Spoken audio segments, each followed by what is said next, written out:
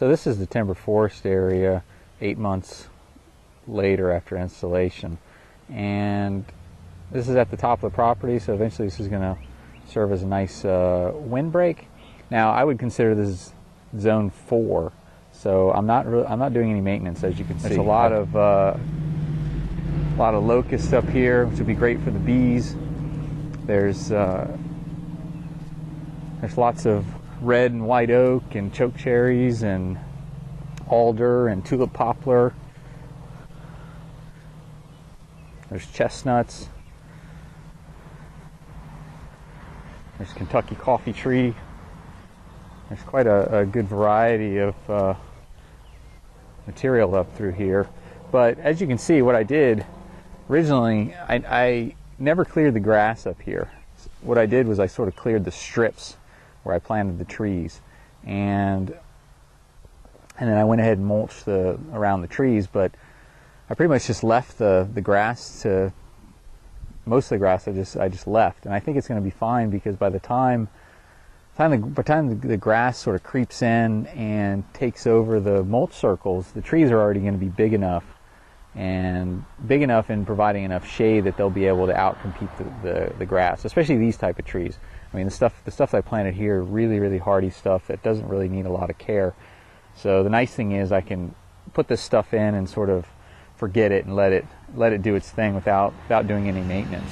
So this is the Zone 2 food forest, and I planted a ground cover of clover and alfalfa. Of course, lots of other stuff came up too, but the majority of the ground cover worked out pretty good. Now, a couple things that happened early in the spring is the grass and some of the alfalfa got to be about, pretty tall, about this tall, and it was hard to see some of the trees, and some of the trees were starting to get overtaken and couldn't get enough sunlight. So what I ended up doing was mowing it with a brush cutter, and I had to be really careful to get in between the trees. And then I went ahead and marked the trees with stakes, and I should have done that initially. And then also some of the trees needed to be staked upright, so I went ahead and did that at the same time. But most of them just needed to be marked, and now it'll be easy to find. So basically the idea is we only need to really maintain around the trees for the most part, just to make sure until the trees get big enough that they can compete with the ground cover and not get shaded out. But for the most part, I just need to come in here every now and again and do a little bit of mowing. And the other benefit to that is I have a lot of nitrogen fixers in here. So when I come in and mow, it basically sloughs off the roots and releases a lot of nitrogen into the soil. So it's helping to, every time I mow, it's essentially feeding the trees and the food forest. So this is the Zone 3 food forest. Same deal, with mostly a clover ground cover planted and pretty native type fruit trees. So we do have the nitrogen fixers, but we also have fruit trees in here, but they're all pretty much native, non-grafted plant material. So pawpaws, mulberries, plums, serviceberries, things like that, elderberries, things that you're going to find in nature, things that don't require much work beyond planting them and making sure that you've got good soil. And we've got the swale here, which is certainly providing moisture and also holding the nutrients for the trees.